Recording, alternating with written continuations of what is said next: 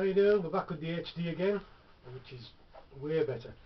Right, so this is what your wing should look like after the alterations that I've been making. So you've got, let's bring it a bit closer to you there, the rib caps and the middle part there. A piece of quarter on the end, which is much smaller than on the plan. It's just to protect the ends of the wing really. Right, but the thing that I really want to show you is the alterations that I want to make for the ailerons. Because obviously we're making this into a 4-channel,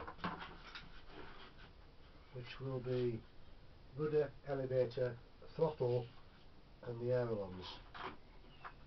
Right, in order to do this you need your 2 little servos that I was saying about the other day, these little 9-gram jobs. Just place them into the wing in roughly the right position, because what you have to do here, you've got to make sure that the servos operate in opposites to each other, so when that one pulls, that one goes that way. Otherwise, if they both go in the same direction, you don't steer, you basically crash, or you stall, or you go up or you go down. So we wanted to turn the wing, so this is how you do it. I'll just bring you off the stand, switch it to macro lens. Right, yeah, it's macro. So what we need to do is connect up the battery first.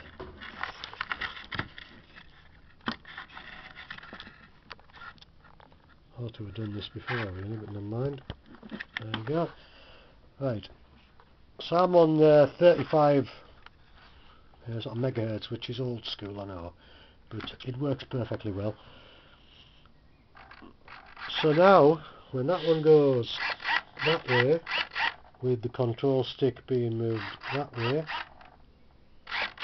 that one needs to go that way, and that's perfect. So after you get that done right, just make a little hatch to go over the servo like that, so that that piece sticks out the top, and that will attach via a rod onto the flap, which will in turn go up and down. Straightforward stuff, and that just fits into there like that. Can be perfect.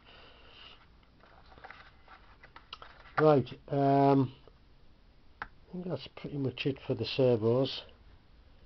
I think there was something. Oh yeah, you could mount the servos up onto little kind of blocks if you like, but personally I don't see the point. In the interests of speed and getting the job done, I think a hatch over there, and when you flip the wing over you can put a little bit of mastic so it stays in place, because you don't really need a screwed down access hatch, because if these servos go wrong you're probably going to smash the plane up anyway, and it's just a lot easier to just sort of mastic them down.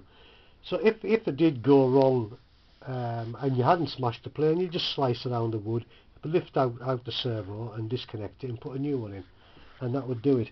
Right, there's this other thing I want to show you. It's hopefully this is going to be the last mod I'll be doing on the plane, on the plan rather. It's for the floats, so this would be the end of the wing and the floats would go here. Now on the plan there be the float. Now that piece there would sit against the wing, which is quite thin when you compare it to the float, and then his design would be an elastic band that would overlap the wing at the front and the back, and that would be held on with an elastic band which would go from there kind of over there, over the wing top. Now the only thing I've got against that, if you kind of hit the water hard, well not even hard, it's probably going to flip this float over, and because it's curved, it's got a high point there, it's probably going to smack the wing and knock a hole in it. So I don't really like the design of that. Plus with ailerons on you can't have that, it's no good, because the flap, this bit here, will be moving up and down. So what I'm going to do is, I've started off with a piece of quarter that's quarter planking like that. Yes, you can see that. Right, I'll build that up until it reaches this spar, and then I'll rub it down. Then I'll put 2 holes through.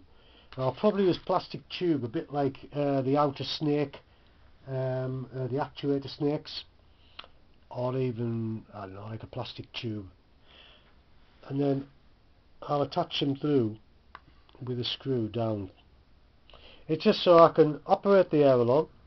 I'll also have a nice sort of secure float on there, which won't sort of flip over. And if you're using plastic tube, there's going to be no airflow disturbance. That thing there is quite a large flat bit of wood, and if that goes edgeways on, it's going to start to steer the plane, which would be a very bad thing. But anyway, that's what you wing. Just give you a scan along. Just switch my macro off. That's what your wing kind of should look like at the moment. And then once the servo's in, we can skin it over. Right. Yeah, I think that's all what I need to show you. So next time I should have those in and the hatches on, and maybe the bottom skin on. We'll just see. Okay, cheers.